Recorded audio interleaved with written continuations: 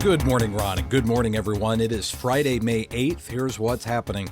President Trump says the ceasefire between the U.S. and Iran remains in effect even after the two countries traded fire on Thursday. U.S. Central Command said earlier it had intercepted attacks on U.S. Navy ships transiting the Strait of Hormuz, calling them unprovoked. In response, the U.S. targeted the Iranian facilities responsible for the attacks. Pope Leo XIV and U.S. Secretary of State Marco Rubio met at the Vatican's Apostolic Palace yesterday. The meeting lasted 45 minutes, and according to a readout from the Holy See, the two engaged in cordial discussions regarding the, quote, fostering of strong bilateral relations between the Holy See and the United States of America. In a statement released by the State Department, the Holy Father and the Secretary discussed, quote, the situation in the Middle East and topics of mutual interest in the Western Hemisphere. No further details on the conversation were released. The Vatican has ordered an investigation into the Diocese of Baton Rouge, Louisiana, over allegations that Bishop Michael Duca discouraged a whistleblower from calling police after a priest admitted to sexual contact with minors. The Pillar reports that the Vos Estis Lux Mundi investigation will be led by New Orleans Archbishop James Ciccio. According to the report, diocesan officials reportedly conducted a preliminary investigation but did not involve the Diocesan Review Board nor the Diocesan Safeguarding Office.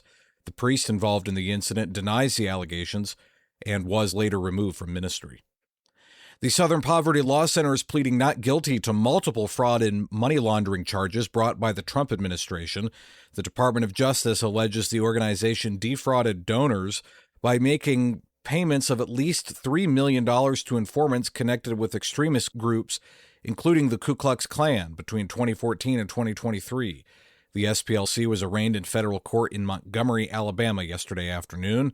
The group's interim president and CEO noted that the SPLC will continue to fight white supremacy and various forms of injustice, quote, no matter what.